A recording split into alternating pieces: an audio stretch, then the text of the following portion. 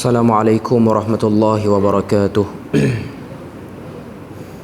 Innal hamdalillah nahmaduhu wa nasta'inuhu wa nastahdihi wa nastaghfiruh wa na'udzu billahi min shururi anfusina wa min sayyiati a'malina.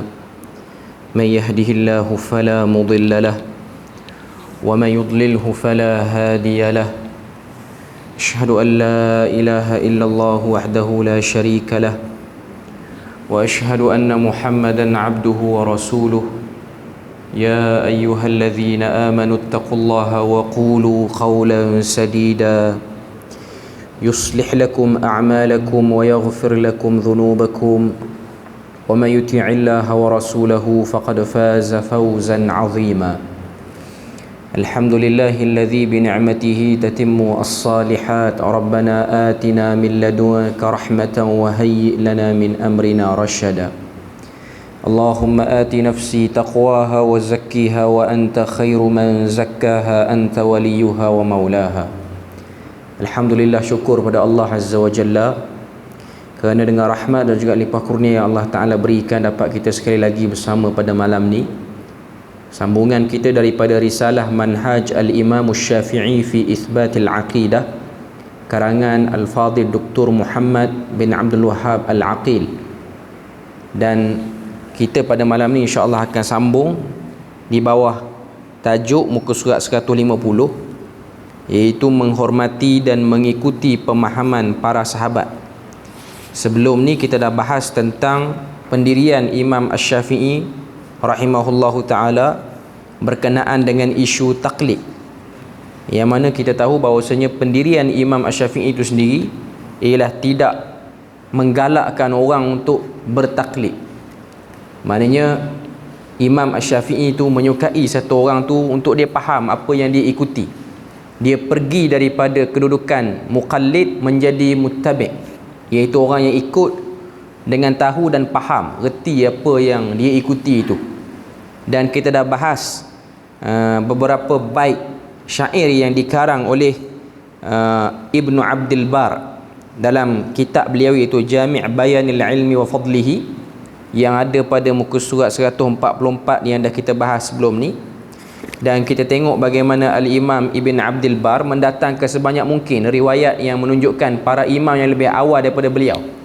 Sebab Imam Ibn Abdul Bar ni dia wafat 463 Hijrah, maknanya kurun yang kelima Hijrah, dan Imam Asy-Syafi'i itu berada pada kurun yang ketiga. Jadi dia datangkan sebanyak mungkin tentang riwayat-riwayat yang menunjukkan Imam Asy-Syafi'i itu menentang taklid, terutamanya dalam isu akidah. Maknanya satu orang bila mana dia percaya pada satu benda, dia perlu faham dan dia perlu tahu apa yang dia percayai itu dan apa yang dia imani itu ada dasarnya dalam nas yang jelas. Okay. Dan dia datangkan juga, kalau kita tengok pada muka surat 150, iaitu bagaimana Imam Asy-Syafi'i rahimahullahu ta'ala telah dituduh sebagai orang yang meninggalkan taklid. Maknanya berlaku peperangan ataupun berlaku satu salah faham zaman dulu, menetapkan bahawasanya kita ni hanya perlu bertaklid semata-mata tanpa perlu memahami apa yang kita ikuti, pandangan yang kita ikuti tu. Dan Imam Asy-Syafi'i telah dituduh meninggalkan taklid kerana inginkan keduniaan. Benda tu disebut, kalau kita tengok dalam Manaqibus Syafi'i, ianya disebut dan dinukilkan dalam risalah kita ni. Dan Imam Asy-Syafi'i telah pun balas balik, dia kata orang yang mengatakan aku bertentangan dengan Abu Fulan ataupun orang sekian. Bertentangan dengan Abu Fulan sini ialah bertentangan dengan mazhab Abu Hanifah dan juga bertentangan dengan mazhab gurunya, iaitu mazhab Maliki, mazhab Imam Malik bin Anas. Okay. Kata Imam Syafi'i, orang yang mengatakan aku itu telah berselisih dengan Abu Fulan ataupun orang sekian, bagaimana mungkin aku dituduh kerana inginkan keduniaan, sedangkan urusan dunia itu berada pada orang yang menuduh. Maknanya orang yang menuduh itu, keduniaan tu ada di tangan dia orang. Maknanya urusan dunia itu dia orang yang pegang, dia orang yang berada pada kedudukan dan jawatan itu. Lalu dia kata Imam Syafi'i buat benda tu kerana ada kepentingan-kepentingan yang lain. Okay. Cuma nak katanya ianya ialah satu pertembungan yang memang sudah berlaku pada zaman itu. pertembungan yang sudah berlaku pada zaman itu. Sebab tu kalau kita tengok salah seorang tokoh namanya Imam Baqi ibn Makhlad. Imam Baqi ibn Makhlad ni dia telah buat perjalanan yang jauh daripada Andalus nak pergi jumpa dengan Imam Ahmad bin Hanbal untuk terima beberapa hadis ataupun untuk belajar hadis. Dan dia cerita dalam perjalanan dia tu daripada Andalus nak pergi ke Baghdad ni jauh lah, kena merentas laut apa semua. Okay. Dan waktu tu sudah berlaku peperangan ideologi dan nak memenangkan kumpulan sendiri. Sebab tu kalau tengok ada satu orang, Imam Baqi ibn Makhlad dia cerita ada satu orang tokoh dalam mazhab Maliki, yang mana dia ni tak bersetuju dengan satu orang tokoh hadis nama dia Al-Imam Abdul Razzaq, yang telah menulis Musannaf Abdul Razzaq, sebuah kitab hadis yang besar. Sebab dalam Musannaf Abdul Razzaq tu dia banyak mengkritik pandangan dalam mazhab Maliki. Jadi dia ni satu orang guru besar dalam mazhab Maliki. Dia sebut dalam kuliah dia, dalam pengajian dia kata rumah yang menyimpan kepala babi lebih baik daripada menyimpan kitab Musannaf Abdul Razzaq itu. Imam Baqi ibn Makhlad dia dengar perkataan tu dalam majlis kawan tu, menunjukkan ketaksuban, menunjukkan ada satu sikap, dan benda ni dah berlaku lama. Dan sekarang ni pun benda tu masih lagi berlaku. Keadaan seperti itu masih lagi berlaku. Maknanya ada orang yang tidak jelas apa yang dia nak bawa, apa yang dia ingin sampaikan, tapi dia nak ajak orang supaya tak faham, just ikut saja apa yang telah diamalkan dan tak perlu petikat, dan mencari sebanyak mungkin celah untuk mempertahankan benda yang sudah sedia dilakukan.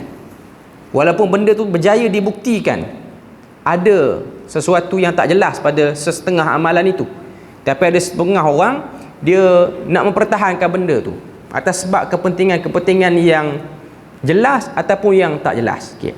Poin dia ialah Imam Syafi'i itu sendiri menentang kepada taklid, dan Imam Syafi'i pun tidak mewajibkan kepada kita untuk bersetuju dengan dia dengan semua perkara, dalam semua perkara. Kita boleh untuk pegang pandangan orang ni, dan kita tak nak pegang pandangan orang ni.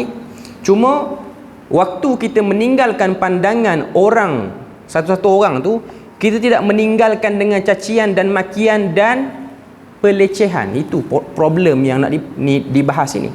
Ada orang, bila mana kita tak ambil pandangan orang ni, contoh, kita tak pegang beberapa pandangan dalam mazhab Syafi'i, tiba-tiba dia kata rasa lebih pandai daripada Syafi'i ke? Bukan isu tu.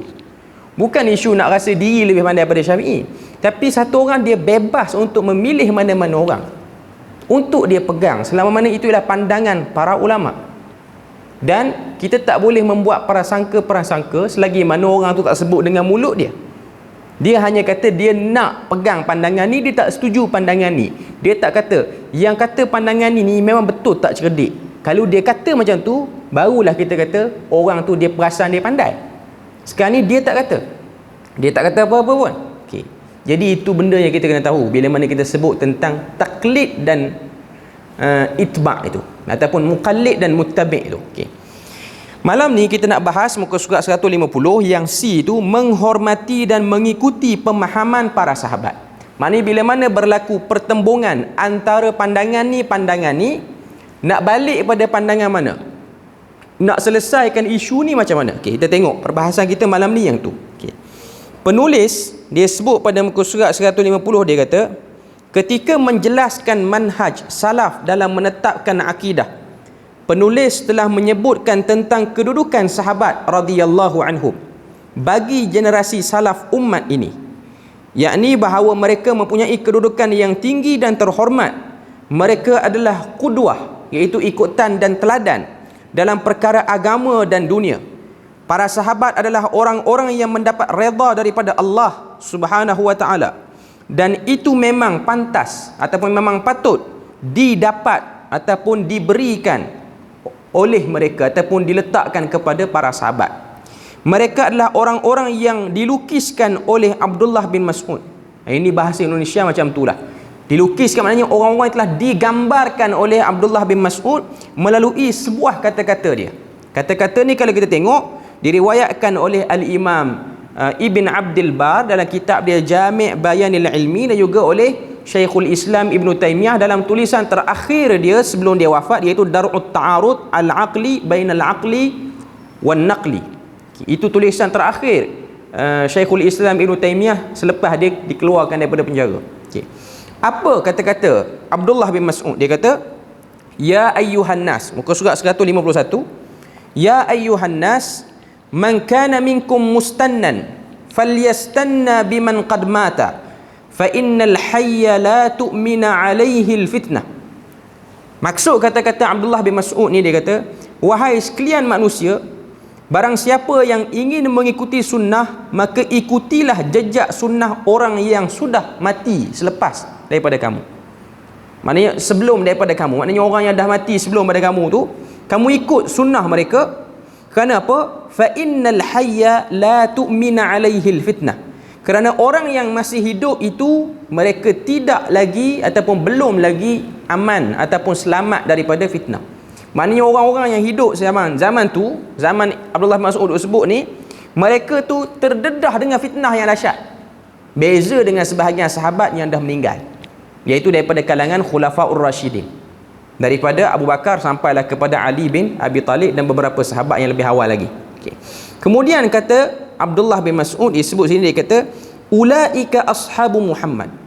Orang yang dah mati itu ialah ashabu Muhammad, iaitu sahabat Nabi Muhammad sallallahu alaihi wasallam. Kenapa mereka itu perlu kita ikuti? Kanu afdala hadhihi ummati quluban. Kerana mereka ialah orang yang paling baik hatinya, wa a'maqaha ilman, yang paling dalam ilmunya, wa aqallaha takallufan, dan paling sedikit terbeban dengan syariat. Perkataan aqalluha takallufan ni, dia terjemah paling sedikit terbeban dengan syariat. Dia agak kurang tepat terjemahan ni. Maksudnya golongan yang paling kurang mencari benda-benda yang merumitkan hukum hakam. Maknanya mereka lebih nak pergi kepada hukum asal. Mereka tak suka bincang benda-benda yang bersifat tidak ada perbincangan yang Nabi buat. Sebab tu kalau kita tengok bila mana berlaku peperangan Yamamah pada zaman Abu Bakar As-Siddiq, yang menyebabkan sebahagian besar para sahabat yang hafal Quran ni dia meninggal, dia wafat, dia syahid dalam perang itu. Maka idea untuk tulis Quran ini ialah idea yang menjadi isu kontroversi pada waktu itu. Nak kumpul Quran, buatlah satu himpunan, satu mushaf. Idea tu datang daripada Umar Al-Khattab dengan dia punya pandangan dia dan firasat dia. Sebab dia melihatkan ada keperluan dah pada waktu tu. Tapi apa position Abu Bakar pada waktu tu? Dia memilih untuk tak mau buat. Tak mau buat sebab apa? Sebab dia rasa benda tu tak pernah dibuat. Itu yang dimaksudkan dengan aqallaha taqallufan. Dia orang lebih pilih untuk ambil benda yang dah Nabi buat dah lah. Hidup ni tak payah fikirlah benda-benda yang belum berlaku ataupun akan berlaku.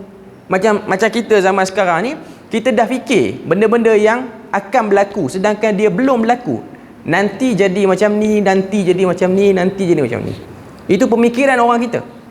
Sebab tu kita akan tengok satu orang, bila mana dia kahwin, dia dapat anak, dia tu fikir kepada anak dia yang kecil. Nanti kalau anak ni besar, rumah tak ada, duit tak simpan siap-siap kat dia, dia hidup nanti susah. Kita yang fikir, kita yang membebani. Akhirnya kita nak memenuhi yang tu, kita terkurang bekalan akhirat kita. Itu benda yang realiti, hakikatnya tak dapat dinafikan. Sedangkan para sahabat tidak begitu. Bukanlah nak kata memikirkan kesinambungan zuriat itu salah. Cuma nak katanya mereka pandai melihat prioriti pemikiran pada waktu tu. Sekarang ni nak fikir tentang apa? Sebab tu para sahabat, bila mana Nabi beritahu pada para sahabat, nanti akhir zaman umat aku ni pagi pakai baju lain, petang pakai baju lain, pagi makan makanan ni, petang hidang makanan lain. First sahabat akan sebut apa dia? Sahabat sebut apa dia? Sahabat kata, kalau macam tu lah orang akhir zaman, dia orang tak sibuk cari dunia, dia orang akan sibuk akhirat.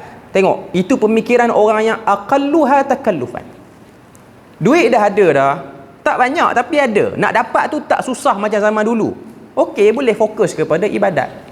Tapi realiti Nabi kata tak, bahkan kamu sekarang ni yang melarat hakikatnya lebih baik berbanding yang yang akan datang. Walaupun yang akan datang dari segi pandangan sarwa sahabat pada waktu tu, mereka lihat bahawasanya dah duit banyak, makanan boleh silih memilih, maka boleh fokus akhirat lebih. Dan kita yang hidup akhir zaman, kita lihat adakah hari ni orang fokus akhirat lebih ramai berbanding orang fokus pada dunia?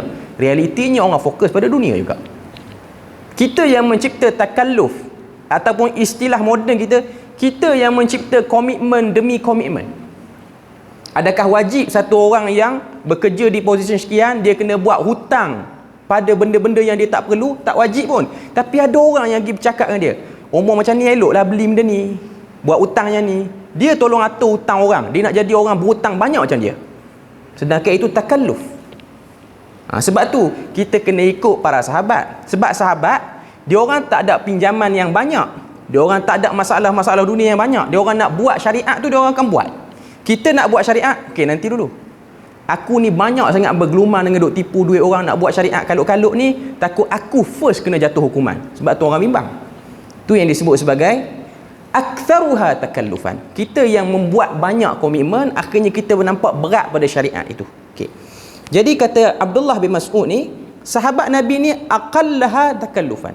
Mereka ialah kumpulan yang paling kurang komitmen. Sebab tu dia orang boleh beramal dengan sunnah Nabi sebanyak mungkin. Dia orang nak buat sunnah, dia orang tak terasa. Aku buat pelik pada orang, nanti orang tengok lain macam. Dia tak perlu fikir benda tu. Sebab zaman tu tak berlaku lagi. Aku nak nasihat pemerintah depan-depan, nanti pemerintah boleh halau aku keluar. Dia orang tak fikir. Sebab zaman tu immigration tak ada, border negara pun tak ada. Aku nak masuk negara ni pun boleh, aku nak lari sini pun boleh. Beza dengan zaman kita. Zaman kita nak bercakap lebih-lebih kurang fikir, orang halau aku daripada negeri ni, orang halau aku daripada negara ni, susah cari makan pula. Itu aqalluha taqallufan wa aktsaruha taqallufan, yang berbeza pada zaman dulu dengan zaman sekarang. Kemudian kata Abdullah bin Mas'ud, qaumun ikhtarahumullahu li suhbati nabiyhi. Ia ialah satu kaum yang telah dipilih oleh Allah Ta'ala untuk bersahabat dengan nabinya, wa iqamati dinihi, dan mendirikan agamanya. Fa'rifu lahum fadlahum. Kata Allah Mas'ud, kamu kena iktiraf, kamu kena kenali kelebihan mereka, wattabi'uhum fi atharihim, dan ikutlah kebiasaan-kebiasaan mereka. Sebab tu kalau kita tengok para sahabat, para tabi'in, pemikiran mereka ringkas terhadap dunia, dan mereka ialah orang yang paling cemerlang mengurus dunia, walaupun zaman tu fasiliti dunia tak semoden pada zaman sekarang. Sebab tu kalau tengok Umar bin Abdul Aziz, waktu dia berada pada tampuk kepimpinan orang Islam yang paling tinggi, iaitu Amirul Mukminin, Khalifah Umar bin Abdul Aziz. Orang tanya pada dia, wahai Amirul Mukminin, tak nak bagi ke, ataupun tak nak ubah ke nama tanah ni kepada anak-anak yang ada? Maknanya bagi simpan siap-siap harta tu pada anak. Kata Umar bin Abdul Aziz, aku berikan kepada anak aku itu ketakwaan. Kalau dia takwa, Allah Ta'ala akan berikan kecukupan. Tunjuk pada kita bahawasanya itu ialah pemikiran orang yang sangat kurang terkesan dengan dunia, walaupun dunia dah melintas di hadapan mata. Yang jadi masalah kita di akhirat ni, dunia pun kita tak ada banyak sangat, tapi kita fikir lebih pada orang yang boleh mengurus dunia itu sendiri. Itu ialah satu kehinaan pada satu orang tu. Wa tamassaku bimastata'tum min akhlaqihim. Kata Abdullah bin Mas'ud, berpeganglah setakat yang kamu mampu daripada akhlak-akhlak mereka, wa dinihim, daripada agama mereka, fa innahum kanu 'alal hudal mustaqim, kerana mereka itu berada di atas hidayah dan jalan yang lurus. Kata-kata ni diriwayatkan oleh Ibn Abdul Bar dalam Jami' Bayanil Ilmi wa Fadlihi, dan juga dalam Dar'ut Ta'arud oleh Syekhul Islam Ibn Taymiyah rahimahullahu ta'ala. Okay. Tunjuk pada kita bahawasanya ini ialah kedudukan para sahabat. Sebab tu ada apa-apa, selepas kita rujuk nas Quran dan hadis, ianya masih lagi belum jelas, tengoklah pula kepada apa yang para sahabat buat, apa yang para sahabat lakukan. Maksud para sahabat sini ialah generasi sahabat dan generasi yang dididik oleh sahabat, iaitu tabi'ut tabi'in dan juga tabi'in. Sekalilah duduk dalam tu. Okay. Ini ialah benda yang kita boleh tengok pendirian Imam Syafi'i. Nanti kita akan tengok apa yang Imam Syafi'i akan sebut tentang para sahabat ni. Okay. Muka surat 151 dia sebut sini, Hudzaifah bin Al-Yaman, perenggan yang kedua, radhiyallahu anhu. Hudzaifah ni sahabat Nabi lah, pernah berpesan, wahai para pembaca Al-Quran, pesan kepada orang yang baca Quran, istiqamahlah dan tempuhlah jalan orang-orang sebelummu, iaitu para sahabat. Kalau kita tengok dalam Minhajus Sunnah, kata-kata Huzaifah bin Yaman ni, Minhajus Sunnah ni ditulis oleh Syekhul Islam Ibn Taymiyah. Dalam kata-kata Huzaifah bin Yaman ni, dia nak terangkan beberapa ayat dalam surah Hud, iaitu ayat 112, 113, 114. Fastaqim kama umirta wa man taba ma'aka wala tatghaw. Kemudian ayat yang 113, wala tarkanu ilal ladzina zalamu fatamassakumun nar. Ayat 114, wa aqimis salata tarafayin nahari wa dhulafan minal lail. 3 ayat tu. Okey. Dia kata istiqamahlah dan tempuhlah jalan orang-orang sebelummu, iaitu para sahabat. Demi Allah, jika kamu beristiqamah, nescaya kamu akan maju dengan pesat. Maju sini maksud dia apa? Adakah maju boleh buat bangunan tinggi-tinggi? Bukan. Maju sini ialah maju pemikirannya memandang kepada akhirat. Walaupun dari segi fasiliti taklah hebat sangat. Sebab tu kalau tengok pada zaman Umar Al-Khattab, Masjid Nabawi taklah besar sangat, tapi daripada tempat itulah berjaya meruntuhkan 2 tamadun besar, Rom dan Parsi. Walaupun masjidnya kecil, kubah pun tak ada, aircon lagi lah, kapet pun lagi lah. Okay. Nak sebut pada kita, kemajuan pemikiran manusia bukan hanya diukur dari segi kemajuan seni bina tamadun itu, ianya diukur dari segi intelektual dan jauh pandang satu-satu masyarakat itu. Okay. Kemudian kita tengok lagi apa yang disebut sini. Dia kata, tetapi apabila kamu mengambil jalan kanan dan kiri, tidak istiqamah, pasti kamu akan sesat dengan kesesatan yang jauh. Okay. Kita cuba tengok beberapa ayat dalam surah Hud ni, okay, iaitu ayat 112, 113, 114. Ayat ni mengikut riwayat dalam beberapa buah hadis daripada Abu Bakar As-Siddiq, daripada Abu Hurairah radhiyallahu anhu. Ayat yang telah mengubankan Nabi. Syayyabatni Hudun, kata Nabi, telah mengubankan aku surah Hud. Ayat mana para ulama bahas? Iaitu ayat ini. Fastaqim kama umirta. Konsistenlah kamu seperti mana yang telah disuruh. Allah Ta'ala suruh Nabi buat apa? Suruh beritahu tauhid, bahaya syirik, beritahu sunnah, bahaya bid'ah, beritahu perkara-perkara makruf, dan juga beritahu tentang bahayanya maksiat-maksiat dunia ni. Itu secara asas apa yang ada dalam dakwah Nabi. Okay. Kata Allah Ta'ala, wa man taba ma'aka, dan juga orang-orang yang telah bertaubat bersama kamu. Maknanya arahan untuk sentiasa istiqamah ni bukan hanya pada Nabi, tapi juga kepada seluruh orang yang membaca ayat ni daripada kalangan sahabat, tabi'in, tabi'ut tabi'in, sampailah kita malam ni yang dengar ayat ni. Wa man taba ma'aka wala tatghaw, dan jangan melampau. Dalam ayat ni dia ada suruhan dan larangan. Okay. Pertama, suruh istiqamah. Istiqamah dengan bahasa mudah kita terjemah konsisten, ataupun berprinsiplah, berwibawalah di semua tempat. Jangan jadi orang yang boleh jual maruah, jangan jadi orang yang boleh jual pendirian, tapi jadilah orang yang istiqamah seperti mana yang disuruh. Kalau Tuhan suruh macam ni, manusia suruh macam ni, kita tak buat yang manusia suruh. Tambah pula yang manusia suruh tu bertentangan dengan apa yang Tuhan suruh. Ni umum lah, teori umum saja. Okay. Dan yang disebut dalam ayat ni juga, jangan melampau. Sebab memang sikap manusia ni dalam buat baik pun dia ada kemelampauan. Dia ada, orang kata apa, over, sehingga menyebabkan keluarnya ekstrim dalam nak buat benda baik. Itu pun dilarang dalam agama. Sebab syaitan dia akan mengambil peluang pada dua-dua bahagian, kecuaian dan kemelampauan, dua-dua. Dan melampau lebih dahsyat daripada cuai. Sebab cuai dia sedar, orang yang cuai ni dia sedar. Kita tanya dia, sebab apa tak semayang, tak main masjid? Malas. Betul tak apa yang kamu buat tu? Tak betul, tapi dah malas. Dia akan jawab dan dia akan terima benda tu. Tapi kalau orang yang keras sangat, yang melampau dalam agama ni, dia kira nak berdakwah tapi dengan cara yang kata apa, melampau dan keras. Dia tak rasa benda yang dia buat tu salah, sebab dia rasa dia sedang menegakkan agama, tapi dalam masa yang sama dia mencalarkan wajah agama yang juga ada unsur kelembutan. Innallaha bima ta'maluna basir. Allah Ta'ala kata, sesungguhnya kami mengetahui dan kami tengok apa yang kamu lakukan. Kami lihat apa yang kamu lakukan. Kemudian Allah Ta'ala sebut pada ayat yang ke-113, ini ialah cara nak bagi kita ni sentiasa konsisten. Pertama, nak konsisten, jangan melampau. Nak jaga amalan sunat, jangan buat amalan sunat banyak sangat sehingga kita jadi bosan cepat sangat. Sebab manusia ni dia ada turun naik dia. Sebab tu dalam hadis yang diriwayatkan oleh Al-Imam Al-Bukhari dalam Kitabul Ilmi, bila mana orang datang jumpa Ibnu Mas'ud, orang beritahu pada Ibnu Mas'ud, ya Aba Abdurrahman, wahai Abu Abdurrahman, berilah tazkirah pada kami. Okey, maka Abdullah bin Mas'ud kata, aku nak kena beri banyak mana? Kulla yaumin, setiap hari. Dia kata, tak, aku tak akan bagi setiap hari.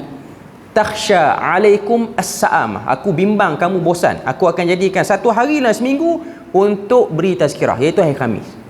Tunjuk pada kita apa dia?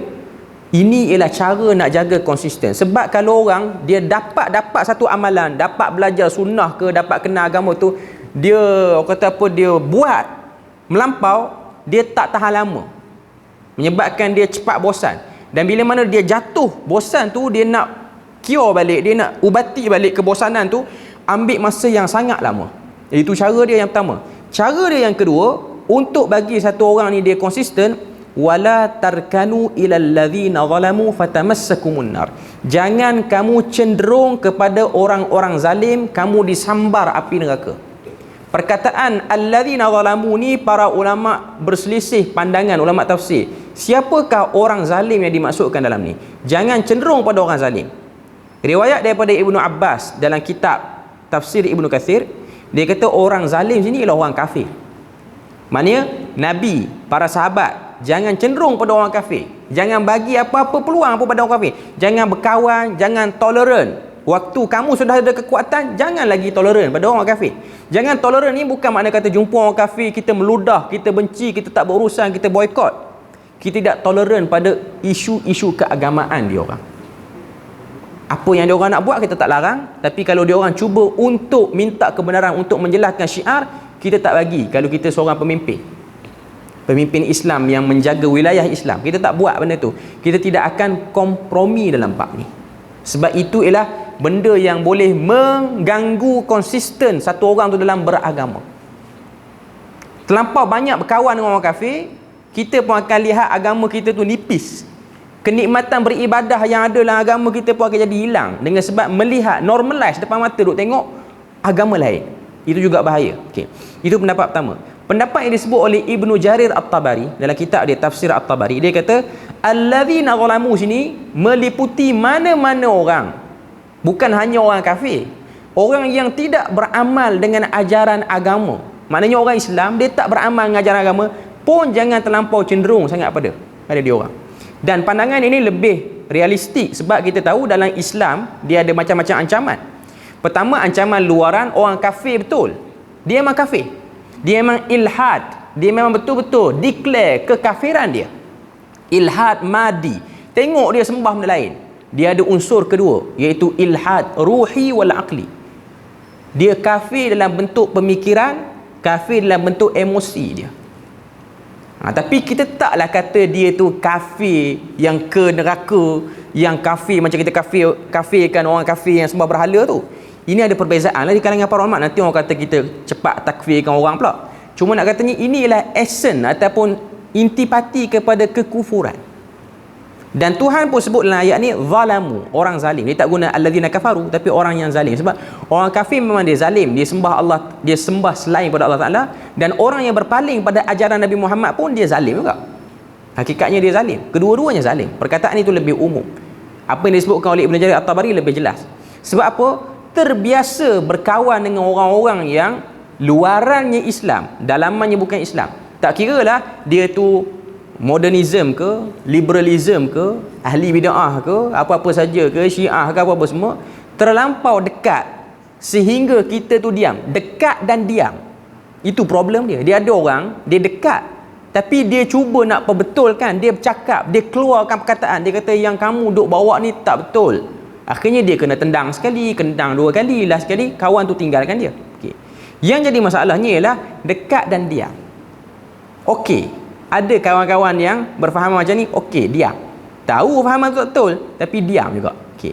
Itulah yang akan merosak konsisten. Sebab tu orang yang dah biasa, dah ada orang kata apa, kekuatan nak amal sunnah, dia pergi sekejap saja pada orang yang macam ni, dia akan ganggu pengamalan sunnah dia. Dia akan rasa macam okey, yang ni tak apa, kita tak payahlah, yang ni kita ra'i sikit, yang ni kita bagi sikit. Okey. Ini ialah benda-benda yang boleh mengganggu istiqamah satu orang tu. Dan dia bukan hanya boleh ganggu, Allah Ta'ala kata di akhirat nanti fatamassakumun nar, hampir-hampir kamu juga akan disambar api neraka kerana kompromi yang kamu buat itu. Kerana kompromi yang kamu buat itu. Wa ma lakum min dunillah, dan Allah Ta'ala beri ancaman, kalau kamu dah duduk dalam kumpulan tu, dah jatuh jadi macam tu, tidak ada yang boleh tolong kamu dan tidak ada yang boleh jadi pembantu kamu. Kemudian ayat yang ke-114. 114 ni ialah cara ketiga nak bagi satu orang tu istiqamah. Aqimis salata tarafayin nahari wa zulafan minal lail. Dirikanlah salat pada dua sisi siang dan juga bahagian daripada malam. Zulafan minal lail ni ialah sebahagian pada malam. Dua sisi siang ni, perbahasan di kalangan para ulama bermacam-macam. Ada yang kata salat pada waktu pagi dan petang, ada yang kata itu ialah salat subuh dan asar, sebab berdasarkan hadis Nabi kata man sallal bardain dakhalal jannah, siapa yang salat pada dua waktu sejuk maka dia masuk syurga, iaitu subuh dan asar. Bukan makna katanya salat subuh dan asar saja masuk syurga. Ada orang dia faham macam tu, zuhur, asar, maghrib, isyak boleh tinggal kot, subuh dengan asar pun masuk syurga dah. Okey, itu ialah indikator orang yang boleh jaga subuh dan asar, kebiasaannya dia boleh jaga pada yang lain, tiga yang lain. Maknanya zuhur, maghrib dan isyak dia boleh jaga. Kalau subuh dan asar dia boleh jaga. Okey. Dalam ayat ni Tuhan kata wa aqimis salah, dirikanlah salat. Cara untuk satu orang tu dia konsisten, dia dirikan salat. Dan zulafan minal lail, ambil sikit salat pada waktu malam, sama ada pertengahan malam ataupun di hujung malam. Sebab itulah cara untuk menahan diri, dengan sebab kita dah letakkan diri kita ni sebagai ahli istiqamah. Dan bukan senang untuk istiqamah ni tuan-tuan. Tengok Nabi, dia istiqamah, dia nak cerita tauhid, apa yang Nabi dapat? Dikecam, dihina, diherdik, dicop dengan macam-macam label. Waktu manusia ni dia kena cop dengan macam-macam label, dia tak kuat. Semua orang macam tu. Kalau Nabi pun dah kena macam tu, orang lain yang datang lepas pada Nabi pun akan rasa benda yang sama juga. Itu benda yang kita kena tahu. Kalau Nabi, waktu orang kata dia, ni dah tukang sihir. Sedangkan kalau tengok dari segi luaran Nabi tu, dengan muka dia, dengan tubuh badan dia, dengan cara bercakap dia, munasabah ke nak kata Nabi tu tukang sihir? Kalau Nabi tu dia simpan rambut panjang, pipi ada parut macam lipang bara situ, munasabah nak kata kawan tu ahli sihir? Kaki tempang sebelah ke? Okey. Tapi satu orang yang elok rupa parasnya, elok percakapannya, kata ahli sihir, tuduhan yang mengarut. Nabi balik rumah, Nabi terkesan benda tu, terkesan. Ubat dia ialah qumil laila illa qalila. Ambil sikit bahagian pada waktu malam, kamu mengadu pada Tuhan. Yang mengadu pada orang making worse, dia memburukkan keadaan. Saya dulu pernah kena kecam teruk, saya cerita pada orang, tuan-tuan tahu dia jawab apa pada saya? Itulah mulut cabur sangat, berani sangat tegur orang. Dengar lagu tu, jam terus kita, delete daripada kontak kita. Orang ni dia masalah macam ni, dia tidak membantu. Kita duk ingat dia boleh kata biasa tu, sabarlah. Dia boleh kata mulut jangan cabul sangat kata korang. Jadi macam dia duduk mana-mana pun dia amphibia, duduk di dalam air pun dia okey, atas darat pun dia okey. Semua dia bedal. Sunnah pun dia okey, bid'ah pun dia okey. Dua-dua boleh bedal. Okey. Ini ialah benda yang kita duk bahas malam ni. Dia ganggu konsisten. Sebab nak konsisten ni, tempat yang paling berat untuk konsisten ialah dihentam waktu nak mempertahankan pendirian. Itulah yang paling berat. Sebab tu Tuhan kata aqimis salah, dirikan salat. Dirikan salat pada waktu subuh dan petang. Tunjuk pada kita salat semua 5 waktu tu. Dan zulafan minal lail, dan juga bahagian daripada malam. Innal hasanat yudhhibnas sayyiat. Sesungguhnya benda-benda yang baik yang dibuat itu akan menghapuskan keburukan. Maknanya dengan salat yang kamu buat itu, sedikit sebanyak akan ada orang terima kebenaran yang kamu bawa. Itu salah satu daripada maksud dia. Ataupun yang kedua, hentaman yang orang beri pada kamu itu ialah proses pembersihan dosa kamu sendiri. Sebab kita sendiri yang bercakap kebenaran pun tak terlepas pada dosa. Padang kita kena hentang pun sebab kita pun bukan bersih sangat. Okey. Itu juga salah satu pandangan di kalangan para ulama. Zalika dzikra lidzakirin. Tuhan sebut penutup ayat 114 surah Hud, itulah peringatan bagi orang yang nak ambil peringatan. Bagi yang tak nak ambil peringatan, ini hanyalah bacaan untuk ambil berkat saja. Okey. Tak ada apa-apa kekuatan yang dapat dikecapi daripada ayat ni. Okey. Sebab itulah Huzaifah bin Yaman disebut benda tu. Sebab Huzaifah bin Yaman ni dikenali sebagai orang yang menyimpan rahsia daripada Nabi. Antara rahsia yang dia ada ialah nama-nama orang munafik. Okey. Maknanya sebahagian para ulama menyebutkan, kenapa sebab Nabi ni dia tak bagi Huzaifah bin Yaman ni dia cerita ke orang nama orang munafik ni. Okey, sebab dia akan menyebabkan membuka pintu-pintu yang mungkin boleh memburukkan keadaan orang Islam pada masa akan datang. Sebab mungkin dalam nama-nama yang Nabi bagi itu, Nabi beri dari segi cirinya. Jadi orang akan guna ciri ni untuk tala pada orang akhir zaman nanti. Sebab tu kita akan tengok sebahagian orang dia mudah untuk memunafikkan orang, memfasikkan orang dan juga mengkafirkan orang. Inilah benda-benda yang agak bahaya. Sebab tu benda seperti ni dijaga oleh Huzaifah ibn Yaman. Hatta Huzaifah tak beritahu kepada kepimpinan tertinggi iaitu Umar Al-Khattab. Dan sifat Umar tu pula bukan dia pergi rapat dengan Huzaifah nak pergi tanya supaya kawan tu beritahu. Dia lebih kepada nak berwaspada sahaja. Itu yang disebut sebagai aqalluha takallufan. Kita tak tahu orang tu buat benda buruk, kekal dengan tak tahu. Melainkan benda buruk yang orang tu buat dah jelas depan mata kita, kita kena tegur lah. Tapi kalau benda buruk yang dia buat tu tak diketahui, hanya ura-ura, dia bukan kepentingan untuk kita selidik lebih-lebih. Cuma terbaliknya akhir zaman ni, orang yang buat jahat terang-terang, orang yang buat sesat terang-terang, tidak ada apa-apa tindakan. Tapi orang yang dituduh sesat ura-ura saja, diambil tindakan, disoal siasat, diselidik, di macam-macam lah yang dikenakan pada dia. Itu ialah terbalik keadaan sekarang. Okay. Imam Ahmad berkata muka surat 151, dasar-dasar sunnah bagi kami adalah berpegang teguh pada ajaran sahabat-sahabat Rasulullah sallallahu alaihi wasallam. Pendirian Imam Ahmad ni samalah dengan pendirian Imam Asy-Syafi'i, sebab Imam Ahmad tu murid kepada Imam Asy-Syafi'i. Ini pun disebut oleh Imam Ibn Abdul Bar. Di atas jalan inilah Imam Asy-Syafi'i berjalan. Dan ketika ditanya tentang ucapan para sahabat yang berbeza-beza, beliau menjelaskan, kita ambil apa yang sesuai dengan Alkitab dan As-Sunnah, atau yang selaras dengan ijma', atau yang lebih tepat dalam qiyas. Okay. Ini pendirian Imam Asy-Syafi'i. Bila mana kita tengok di kalangan sahabat tu dia ada perbezaan. Yang ni kata macam ni, yang ni kata macam ni. Okay. Pertama kata Imam Syafi'i, tengok sahabat yang sebut ni, banyak-banyak perkataan sahabat ni, timbang yang paling dekat dengan nas. Dan kebolehan untuk menimbang pandangan ni orang zaman kita memang tak ada dah pun. Masyarakat awam tak mampu nak menimbang sebab masyarakat awam memang kurang daripada ilmu-ilmu asas. Itu yang terjadi pada zaman sekarang. Sebab mungkin kerana teknik penyampaian ilmu tidak terlalu berkesan sehingga orang tak dapat menguasai ilmu agama dengan baik, walaupun fungsi masjid dan surau ni agak besar kepada perkembangan ilmu orang Islam dulu. Sebab kalau tengok Nabi dia menyampaikan ilmu bermula di masjid, Masjid Quba, Masjid Nabawi. Imam Syafi'i pusat penyampaian ilmu dia ialah di Masjid Amru bin Al-As di Fustat di Mesir. Masjid itu menjadi tempat menyampaikan ilmu, bahas ilmu, muzakarah ilmu. Masjid menjadi tempat yang crucial untuk bahas ilmu. Dia bukan tempat bersantai, tempat nak dengar ilmu secara menghilangkan lenguh. Ada orang dia jadikan kuliah ni tempat bagi hilang lenguh je. Sebab dia duduk rumah mungkin dia tak rasa, tak dapat rehat yang elok, dia datang ke masjid dia dapat.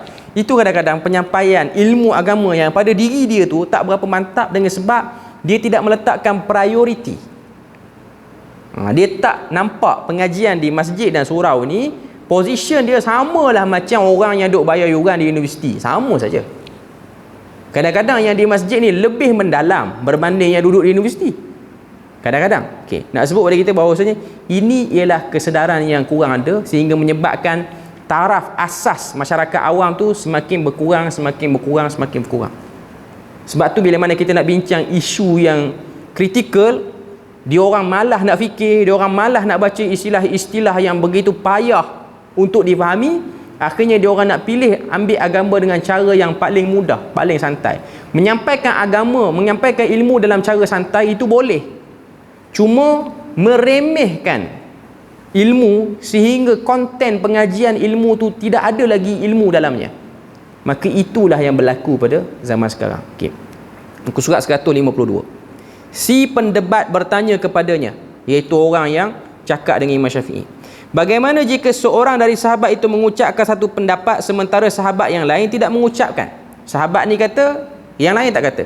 Baik yang sesuai dengan pendapat itu atau yang bertentangan.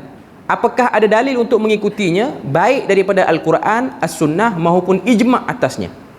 Maknanya dia cuba timbulkan persoalan kepada Imam Syafi'i. Imam Syafi'i pun jawab, dia kata, aku tidak mendapati satu ayat atau hadis pun tentang hal ini. Akan tetapi aku mendapati para ulama mengambil ucapan seseorang daripada mereka satu kali dan meninggalkannya pada kali yang lain, dan mereka berselisih pendapat tentang sebahagian apa yang telah mereka ambil daripada para sahabat. Okey. Poin di sini ialah satu orang ni tak diketahui nama dia siapa. Sebahagian riwayat dok tulis ini ialah orang-orang yang datang daripada Iraq, yang memang dah ada satu pemikiran, sahabat Nabi ni kita kena cantas, jangan bagi nampak mulia sangat. Sebab tu dia akan datangkan pemikiran itu. Jumpa Imam Syafi'i, kalau sahabat ni kata macam ni, kalau sahabat ni kata macam ni.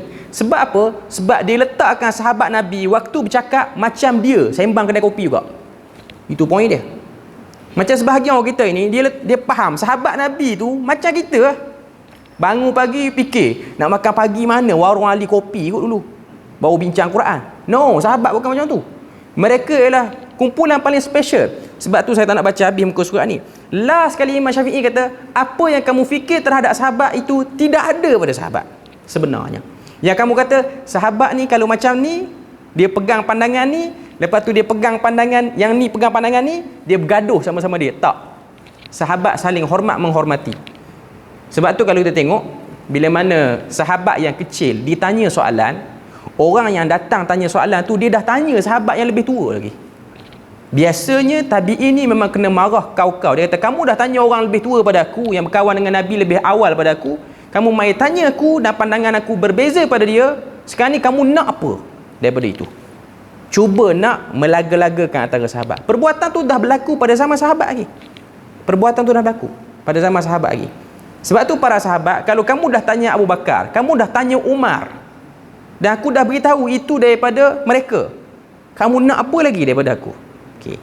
Itu nak tunjuk pada kita bahawasanya Imam Syafi'i dia meletakkan kedudukan para sahabat tu tinggi. Sebab waktu ni pun orang duk kata Imam Syafi'i ni dia macam suka kritik pandangan sahabat ni, pandangan sahabat ni. Sebab antara benda yang Imam Syafi'i petikai dalam mazhab Maliki ialah amal ahlu Madinah sebagai sumber hukum. Pengamalan orang Madinah ni pun boleh jadi dalil untuk keluarkan hukum, wajib ke, sunat ke, harus ke, haram ke, makruh. Kata Imam Syafi'i, benda tu dia kurang tepat. Jadi mari geng-geng Syiah pada waktu tu yang dah ada pemikiran tak suka pada sahabat ni, kalau kita jolok sikit Imam Syafi'i ni, dia boleh jadi geng kita. Tu je yang dia nak sebenarnya. Sebab tu dalam poin ni, Imam Syafi'i tidak akan meremehkan sahabat walau sedikit pun.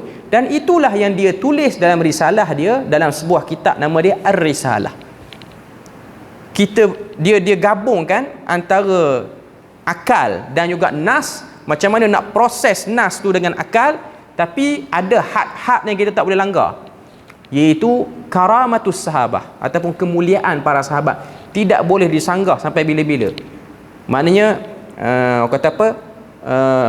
satu kaedah yang diletakkan oleh para ulama, kullus sahabati udul, itu ialah satu kaedah yang tak boleh disanggah lagi, tak boleh dipertikai.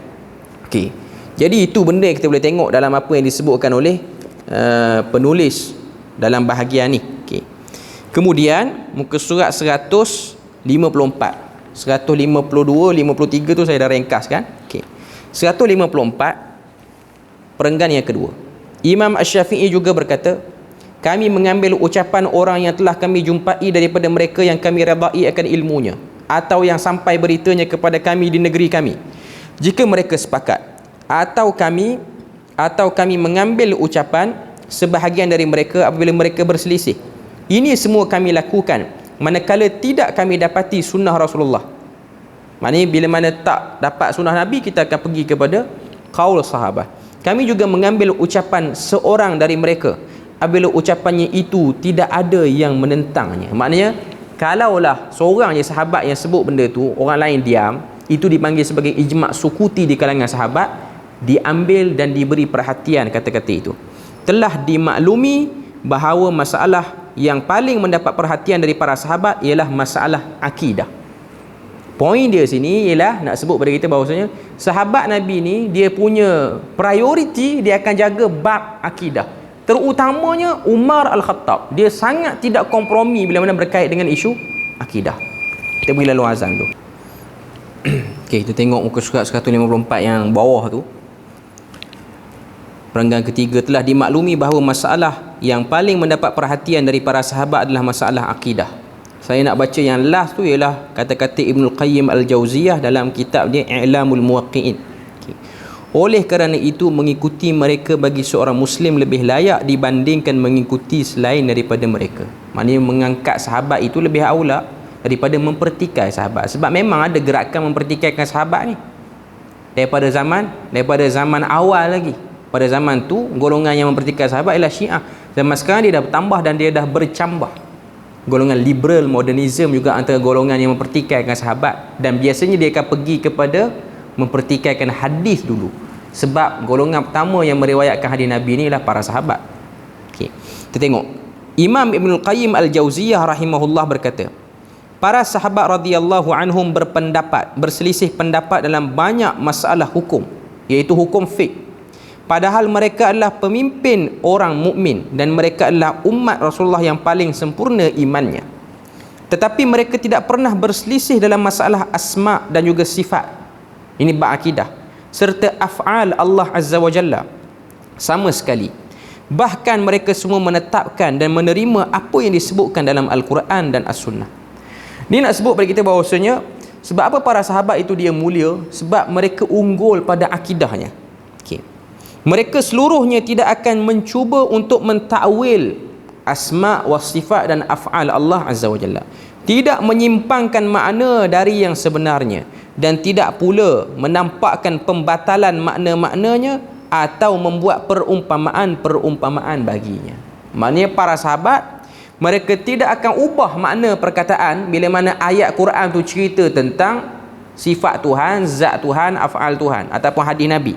Mereka sebut dengan perkataan itu, mereka tak buat makna-makna baru, tak buat perumpamaan baru, logik baru untuk mengimbangi balik ayat itu.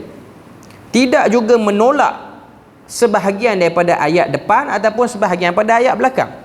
Serta tidak ada seorang pun daripada kalangan mereka yang mengatakan bahawa ayat atau hadis yang berkenaan asma dan sifat Allah itu harus diubah maknanya kepada makna majazi, iaitu makna kiasan, bukan makna hakiki.